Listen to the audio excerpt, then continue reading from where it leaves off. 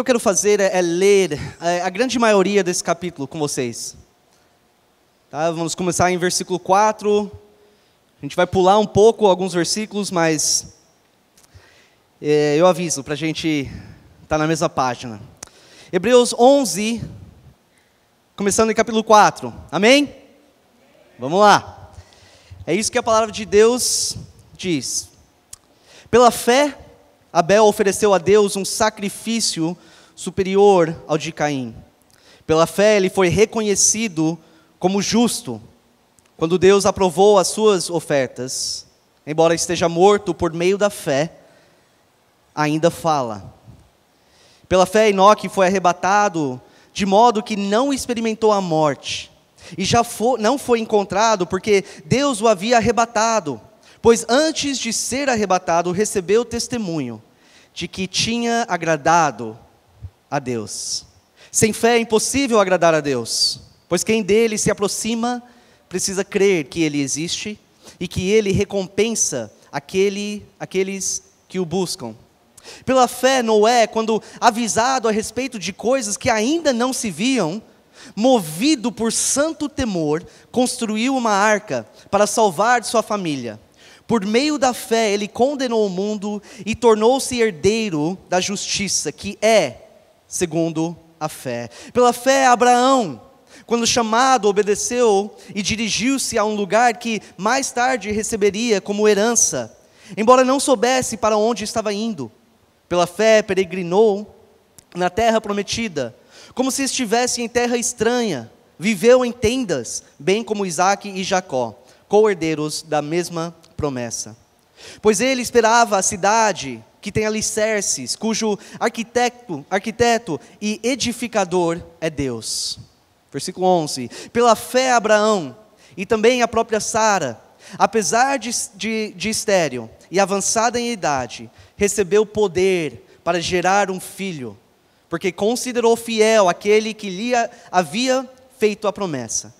Assim, daquele homem, já sem vitalidade, originaram-se descendentes tão numerosos como as estrelas do céu, e tão incontáveis como a areia da praia do mar. Versículo 20. Pela fé Isaque abençoou Jacó e Esaú, com respeito ao futuro deles. Pela fé Jacó, à beira da morte, abençoou cada um dos seus filhos de José e adorou a Deus, apoiando na extremidade do seu bordão. Pela fé José, no fim da vida, fez menção do êxodo dos israelitas do Egito e deu instruções acerca dos seus próprios ossos. Pela fé Moisés, recém-nascido, foi escondido durante 3 meses por seus pais, pois estes viram que ele não era uma criança comum e não temeram o decreto do rei.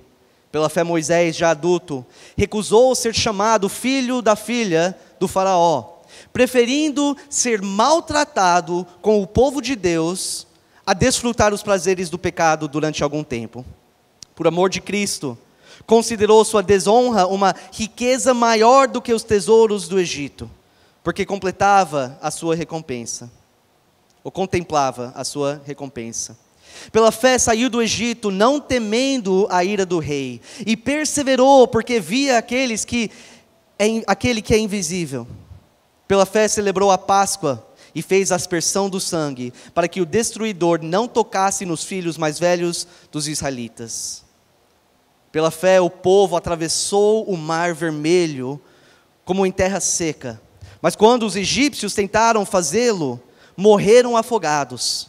Pela fé caíram os muros de Jericó, depois de serem rodeados durante 7 dias. Pela fé a prostituta Raabe, por ter acolhido os espiões, não foi morta com os que haviam sido desobedientes.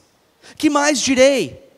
Não tenho tempo para falar de Gideão, Baraque, Sansão, Jefté, Davi, Samuel e os profetas, os quais pela fé conquistaram reinos, praticaram a justiça, alcançaram o cumprimento de promessas, fecharam a boca de leões, apagaram o poder do fogo e escaparam do fio da espada. De fraqueza tiraram força, tornaram-se poderosos na batalha e puseram à fuga exércitos estrangeiros. Houve mulheres que pela ressurreição tiveram de volta os seus mortos. Uns foram torturados e recusaram ser libertados para poderem alcançar uma ressurreição superior. Outros enfrentaram zombaria e açoites. Outros ainda foram acorrentados e colocados na prisão, apedrejados, sarrados ao meio, postos à prova, mortos ao fio da espada. Andaram errantes, vestidos de pele de ovelhas e de cabras, necessitados, afligidos e maltratados. O mundo não era digno deles. Vagaram pelo deserto e montes, pelas cavernas e grutas. Todos estes receberam bom testemunho por meio da fé. No entanto, nenhum deles recebeu o que havia sido prometido. Deus havia planejado algo melhor para nós, para que conosco fossem eles aperfeiçoados. Amém? Grande capítulo. Um dos capítulos mais famosos. O que você sente quando você ler isso? O que você sente ao ouvir falar de tantos grandes homens e mulheres da fé, que fizeram grandes coisas e têm inspirado gerações após gerações de pessoas? Até hoje somos inspirados pelas histórias e o exemplo desses homens e mulheres. O que você sente ao ler sobre o poder que foi aplicado na vida dessas pessoas, manifestado na vida deles?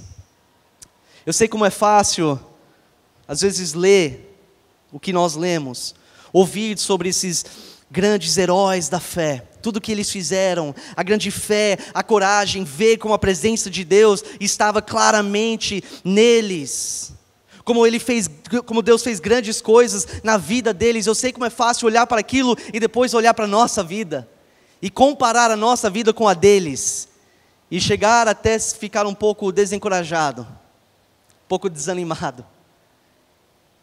Eu sei, quer dizer, que tem muitos cristãos que amaria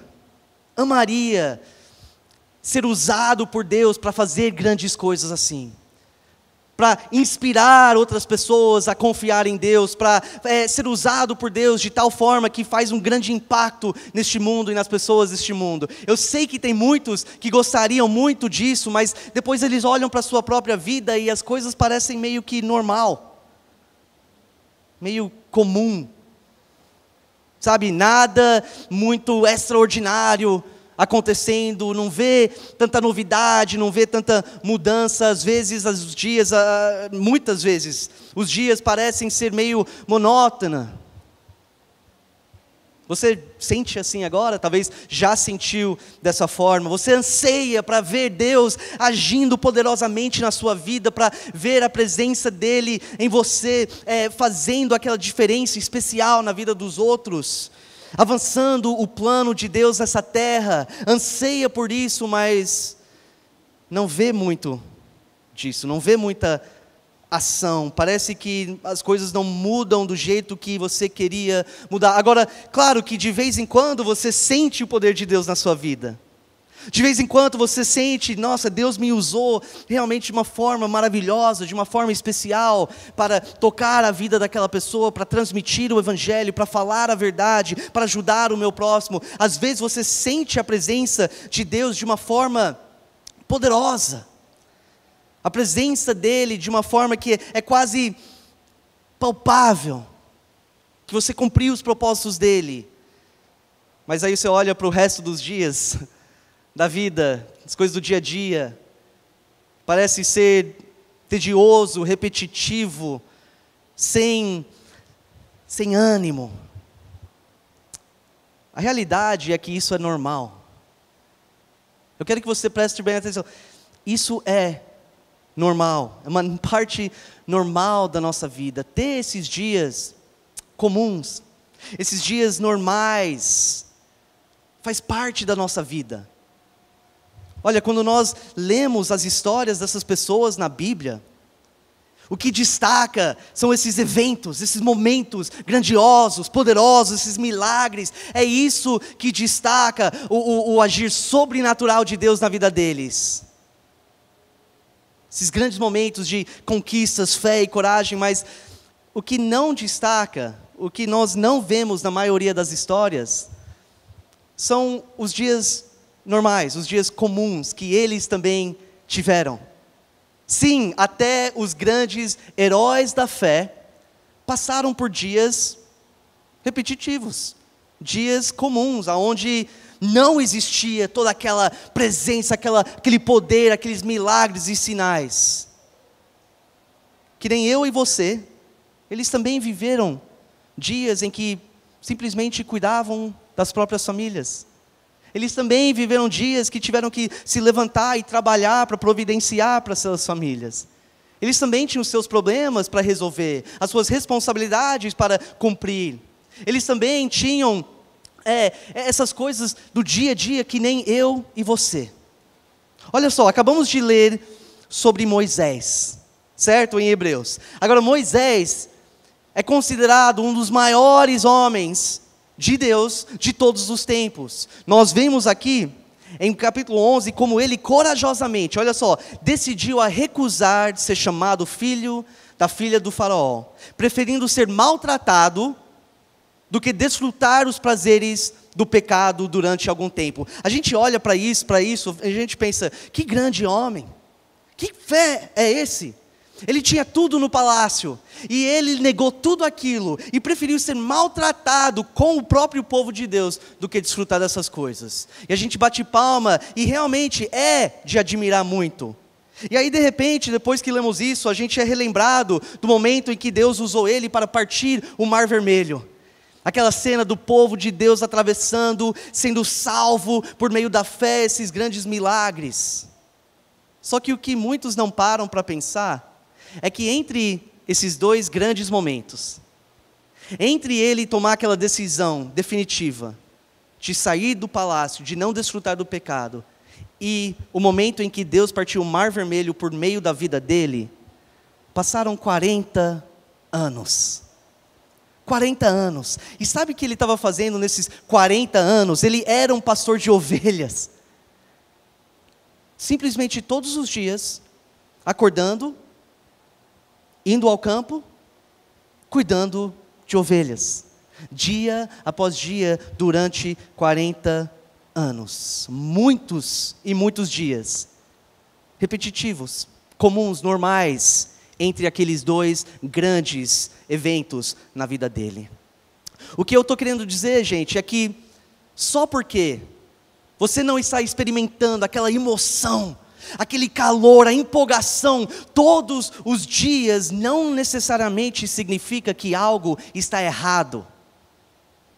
Você me entendeu? Não necessariamente significa que você esfriou na sua fé, ou que Deus agora está distante de Deus, ou de você, ou que você está distante de Deus, só porque você não sente aquele calor do momento, todos os dias, em todos os momentos da sua vida, não significa que algo está necessariamente errado.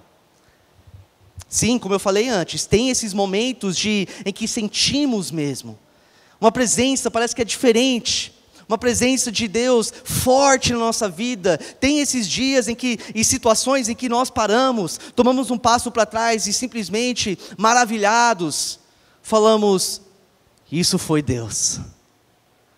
Isso foi Deus. Hoje eu vi claramente o poder sobrenatural de Deus. Existem esses momentos, existe sim esses dias, mas a realidade, você já sabe, é que não é todos os dias.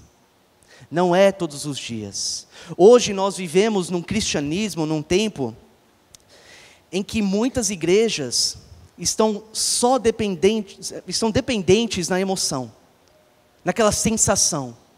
O alvo principal deles é buscar a emoção, a empolgação, o calor do momento para eles, isso é tudo. Se você sentir aquilo, então você está certo com Deus, você é querido de Deus, você é filho de Deus. Se você consegue sentir aquela força sobrenatural, aí sim você está bem.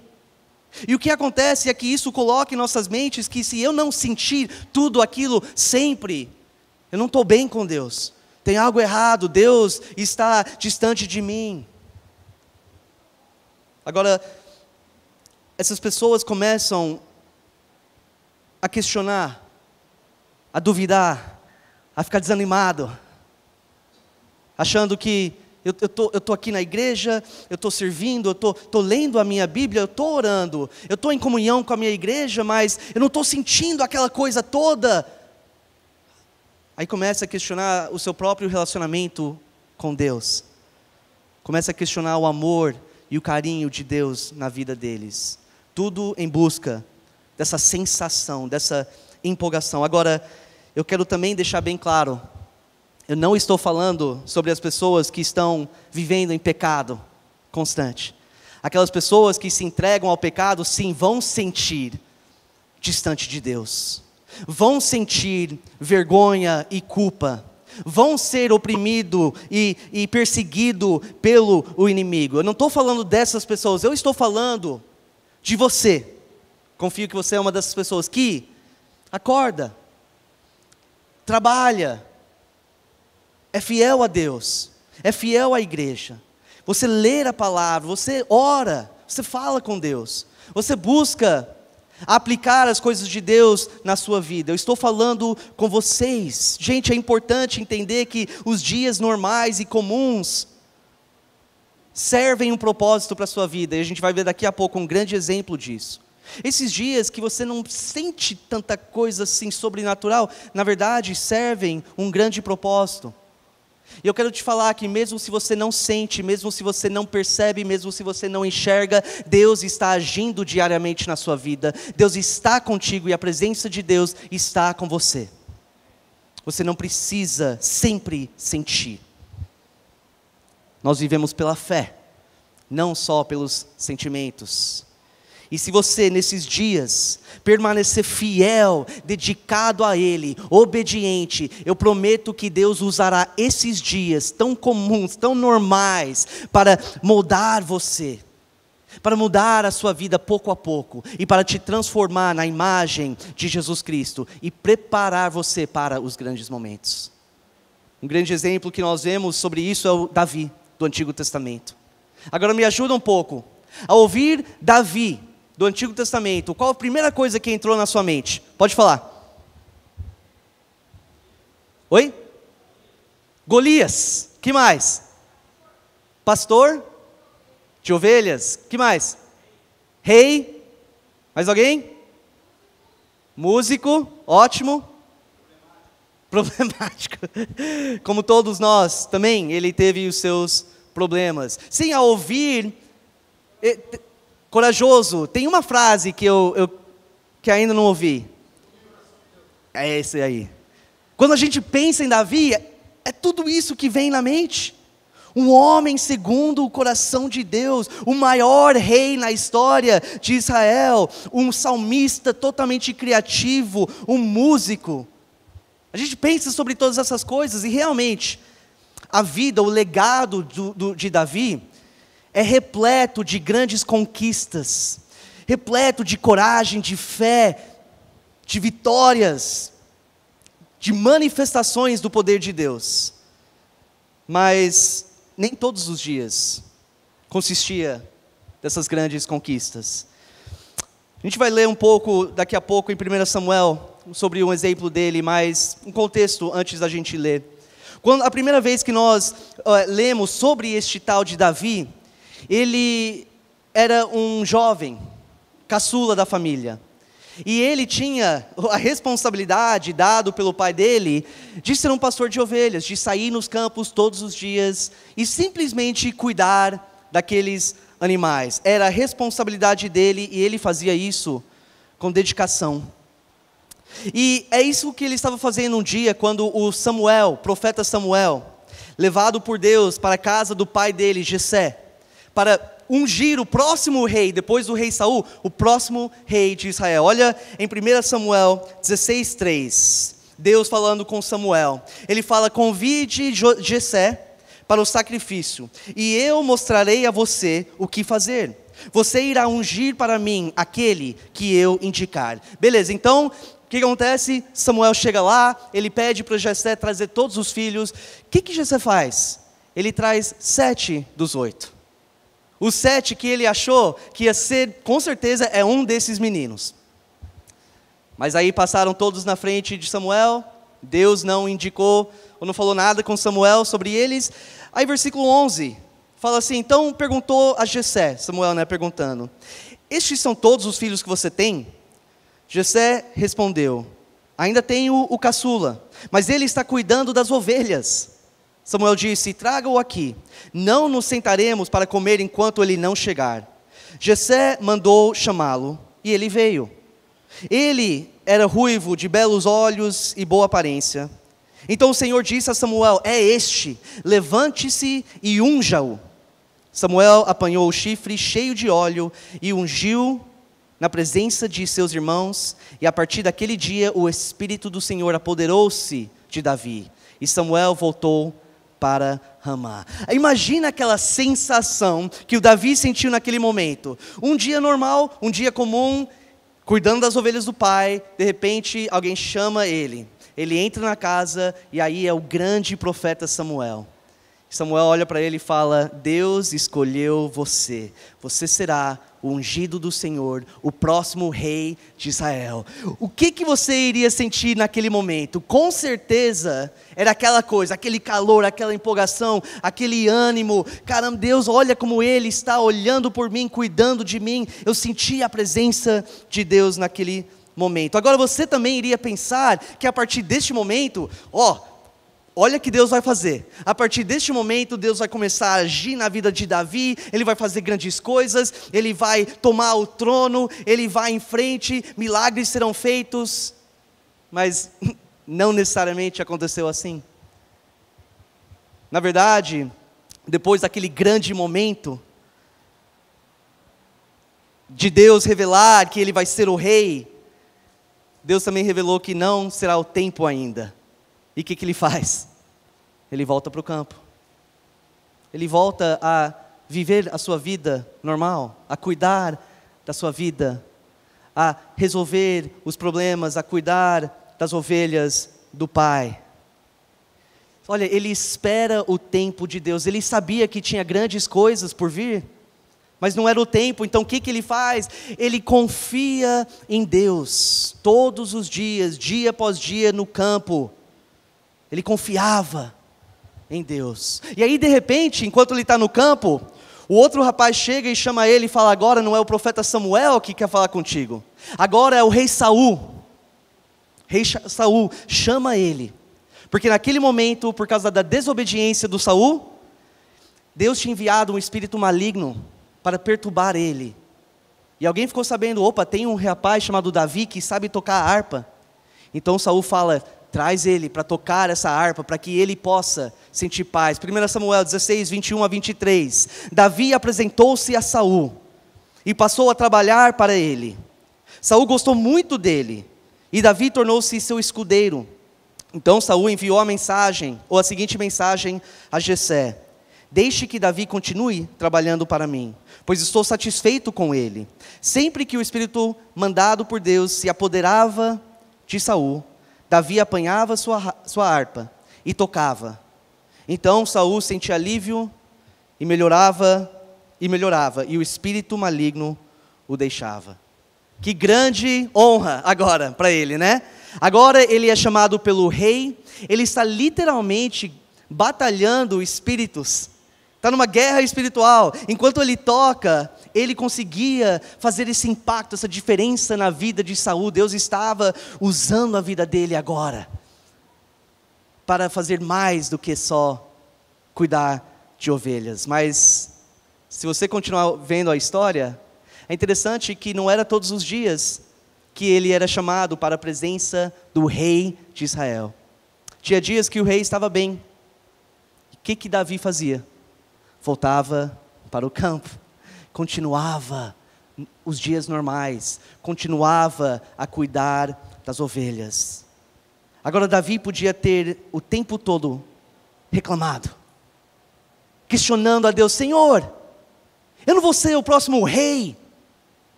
O que eu estou fazendo aqui nesse campo, cuidando destes animais? Por que o Senhor não está me colocando no trono? Por que não estou fazendo coisas maiores para o Senhor? Ele podia ter ficado chateado, ele poderia ter reclamado, ele poderia ficar desesperado, ele poderia ter pensado: então Deus desistiu de mim, Então eu não estou mais bem com Deus. Mas ele não faz isso. O que ele faz? Ele põe cabeça para baixo, ele continua confiando em Deus no dia a dia. Ele continua a ser humilde, fiel e dedicado ao Senhor, esperando o tempo para Deus o exaltar. O fato é que nos campos, naqueles momentos em que era só ele e as ovelhas, Deus estava ensinando Davi como liderar. Foi naqueles momentos que Deus estava moldando o caráter de Davi, deixando ele amadurecer nesses dias comuns, esses dias normais. Deus estava preparando ele para fazer coisas maiores. Aqueles dias comuns eram necessários para ser preparado para fazer coisas que ele jamais imaginava. E eu quero concluir aqui hoje à noite, relembrando vocês, e vocês provavelmente já experimentaram o que eu estou falando, né? Esses dias de alegria, emoção, você vê Deus agir de formas extraordinárias na sua vida. Mas como que você age e reage nos outros dias? Você permanece fiel a Deus quando você não sente toda aquela emoção? Você permanece dedicado ao Senhor? Ou será que você é aquela pessoa que desanima, algo está errado, Deus esqueceu de mim, se distanciou de mim, não sei o que eu fiz? Não fique desanimado, não fique desencorajado. Nos dias comuns, os dias normais, quando você está cuidando da sua família, quando você está estudando, quando você está trabalhando, resolvendo os seus problemas, confia que Ele está contigo, e Ele ainda está trabalhando na sua vida, mesmo se você não sente, mesmo se você não percebe, confia que se você é um filho de Deus, Ele está contigo, Ele continua te amando, Ele ainda é o seu Pai Celestial, Ele está cuidando de você. Fique tranquilo, não se preocupa, não desespera, é normal sentir isso. Apenas ande com o Senhor nesses dias. Faz o que você sabe que precisa fazer. Mantém o seu coração na palavra de Deus, continua em oração e tudo vai dar certo. Nem sempre tem que ser grande, extravagante.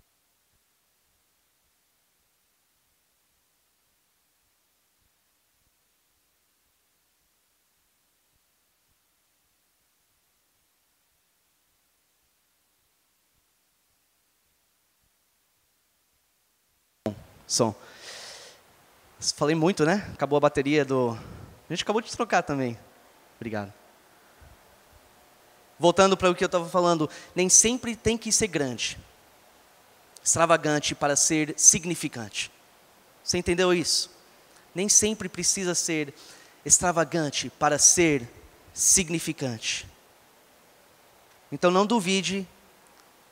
Simplesmente seja disposto, espera no Senhor, faz a sua parte, faz o que você precisa saber, confiando que Deus está te preparando, está te moldando, e no tempo dEle, no momento certo, obrigado, no momento certo, Ele vai te surpreender. Enquanto você está no campo, de repente Ele vai te chamar, e Ele vai usar a sua vida poderosamente.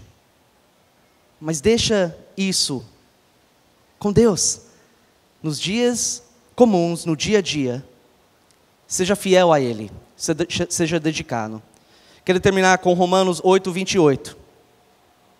Sabemos que Deus age em todas as coisas para o bem daqueles que o amam, dos que foram chamados de acordo com o seu propósito. O apóstolo Paulo, por acaso, falou: Deus age apenas em alguns grandes momentos para o bem daqueles que o amam? Não, Deus age em todas as coisas para o bem daqueles que o amam, que mesmo nas coisas comuns, pequenos, normais do dia a dia, Ele está agindo, Ele está utilizando tudo para o seu bem, para te moldar, para te transformar e para usar você, para avançar o seu reino nessa terra. Hebreus 13, 21.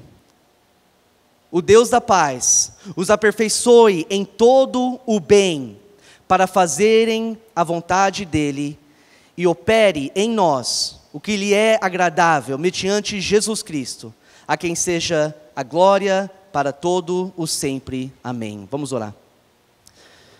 Senhor Deus, nosso Pai, nós te agradecemos, Senhor, pelos dias, os momentos que nós sentimos a Tua presença de uma forma extraordinária. Quando nós enxergamos o Senhor trabalhando de formas sobrenaturais, quando nós conseguimos enxergar a sua sabedoria agindo e trabalhando, colocando as coisas no lugar. Obrigado por esses dias que enche os nossos corações com aquela alegria e paz divina que só vem do Senhor. Obrigado, Pai, e queremos mais disso. Mas também, Pai, obrigado pelos dias comuns, os dias normais, porque nós entendemos que nesses dias o Senhor continua conosco, independente do que nós sentimos. O Senhor continua sendo o nosso Pai, que nos ama, que cuida de nós. O Senhor continua a ser presente na nossa vida, e continua a trabalhar em nós, para que o Senhor possa trabalhar através de nós. Que possamos ser firmes na nossa fé, que possamos ter a força que vem do Seu Espírito, para fazer o que é certo, para perseverar, para não desanimar, independente dos nossos sentimentos. Obrigado, Pai, por todo o Seu carinho e todo o Seu cuidado. Eu te agradeço mais uma vez, em nome de Jesus. Amém. Amém. Agora eu quero também frisar que não é errado você desejar aqueles momentos, orar e querer ver Deus trabalhar mais e mais na sua vida para fazer a diferença. Não é errado, devemos buscar isso e querer isso. Mas só lembra que quando não acontece do jeito que você acha, fica tranquilo, fica firme, continua dedicado ao Senhor, e no tempo certo Ele vai te exaltar. Vamos levantar e cantar sobre Jesus. Essa música tem muito a ver com o nosso relacionamento com Ele. Eu quero falar isso mais uma vez. Falei isso a semana passada, semana retrasada, e eu sempre vou falar sobre isso. Tudo que eu falei hoje só faz sentido na sua vida se você é um filho de Deus. Tudo isso só faz sentido se você é uma pessoa que uma vez se arrependeu de verdade dos seus pecados e clamou a Deus por meio da fé para Ele te salvar dos seus pecados, para Ele fazer você um filho dEle e para Ele te dar uma nova vida. Se você não fez isso, você tem essa oportunidade, enquanto cantamos, de falar com Deus pessoalmente. E se você é uma pessoa que fez isso, mas sente distante de Deus, está meio desanimado, desencorajado, porque você vê que as coisas não estão acontecendo como você queria, fala com Ele sobre isso também. Pede perdão, talvez por uma falta de confiança nele. Deixa a sua vida espiritual nas mãos dele. Amém? Vamos cantar, você fica à vontade para orar, cantar é entre você e Deus.